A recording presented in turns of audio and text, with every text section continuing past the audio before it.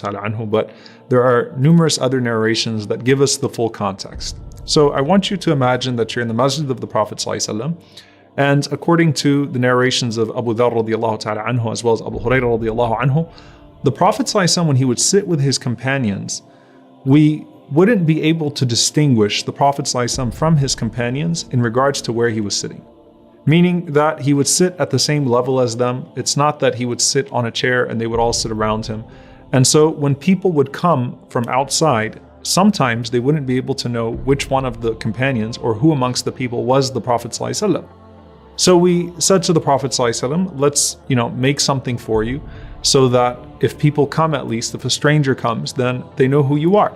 And the Prophet ﷺ, while he refused anything that would resemble like a throne or something that was too pompous, they said to the Prophet ﷺ, how about we make a small bench for you by just putting the dirt together, and it's like a little bench of clay. It's slightly elevated so that at least if someone was to come, they would recognize your position, right?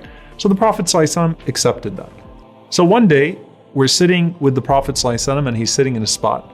And suddenly a man comes amongst us, and he is the most handsome and the most good smelling. They said he had a scent of musk that they had ever smelled. I mean, a beautiful man comes to the Prophet ﷺ in this majlis amongst the people. Now they were used to being interrupted by Bedouins, right? This man looked very different. He had a different aura to him.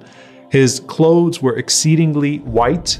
His hair was exceedingly black. And so he had a very, very white thobe, and it looked like no dirt ever touched his garments.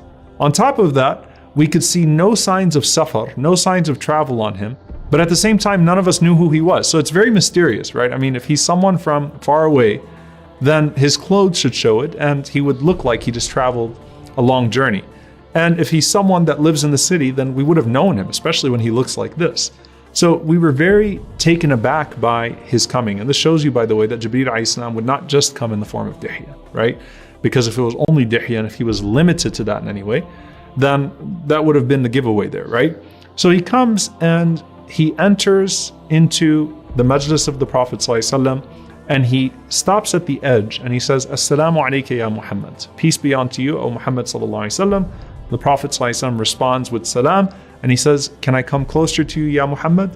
And the Prophet ﷺ says, come close. He asks 3 times, can I come closer? Prophet ﷺ says, come close, until eventually he comes right in front of the Prophet ﷺ, and he is sitting directly in front of him, his knees to the knees of the Prophet ﷺ, and he puts his hands on his knees. So he's looking directly at the Prophet ﷺ, very close to him, and he says, Ya Muhammad, tell me what Islam is. Khbirni an al-Islam. So the Prophet ﷺ says what Islam is. He says Islam means to worship Allah and not associate anything with Him in that worship, to establish salah, to establish the zakah,